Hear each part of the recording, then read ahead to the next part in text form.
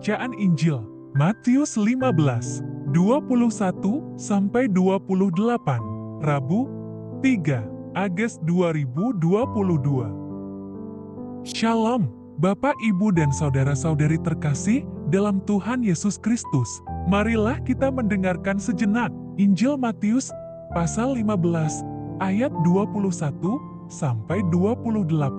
Perempuan Kanaan yang percaya. Inilah Injil suci menurut Matius. Lalu Yesus pergi dari situ dan menyingkir ke daerah Tirus dan Sidon. Maka datanglah seorang perempuan Kanaan dari daerah itu dan berseru, "Kasihanilah aku, ya Tuhan, anak Daud, karena anakku perempuan kerasukan setan dan sangat menderita."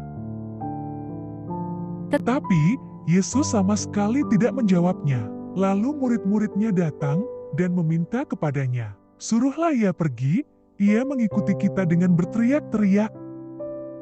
Jawab Yesus, "Aku diutus hanya kepada domba-domba yang hilang dari umat Israel."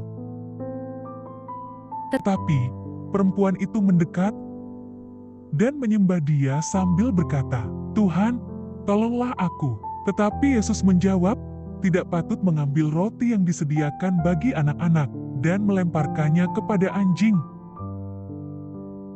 Kata perempuan itu, "Benar Tuhan, namun anjing itu makan remah-remah yang jatuh dari meja tuannya."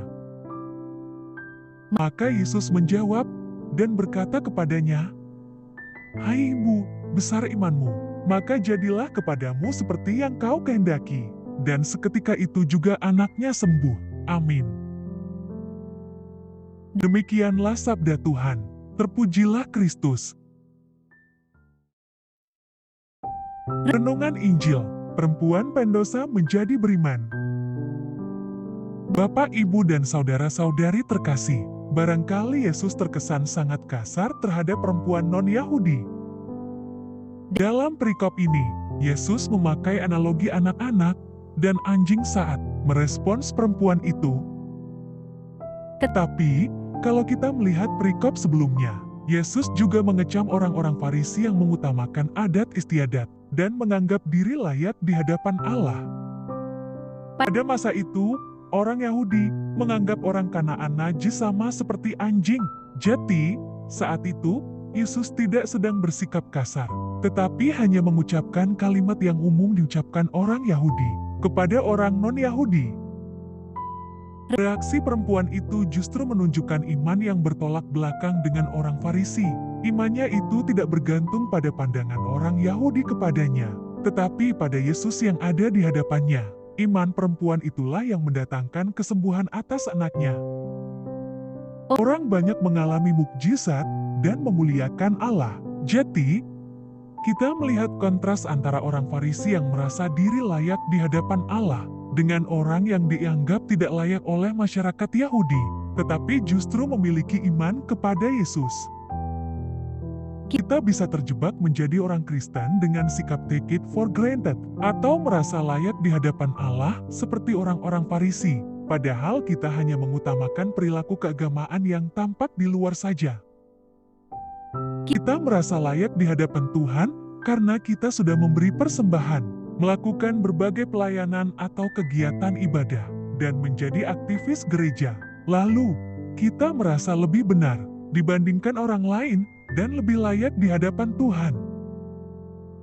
Seperti perempuan Kanaan dan orang banyak yang beriman kepada Yesus, hendaknya kita juga memiliki iman yang lahir dari kesadaran akan kondisi kita yang berdosa di hadapan Allah. Mengingat akan anugerah Allah di dalam Yesus Kristus, iman seperti itu akan membuat kita senantiasa memuji dan memuliakan Allah di dalam hidup kita. Amin. Marilah berdoa. Allah Bapa, sumber pengharapan, Engkau telah mengikat perjanjian dengan semua orang melalui Yesus yang terurapi. Semoga kami selalu berpegang teguh pada Dia dan berkembang menjadi umat yang patuh setia. Dengan pengantaraan Yesus Kristus, Putra-Mu, Tuhan kami yang bersama Dikau dalam persatuan Roh Kudus, hidup dan berkuasa Allah sepanjang segala masa. Dalam nama Bapa, Putra, dan Roh Kudus. Amin. Terima kasih sudah mendengarkan dan merenungkan firman Allah. Jangan lupa subscribe dan jangan lupa juga aktifkan loncengnya. Terima kasih, Tuhan Yesus memberkati.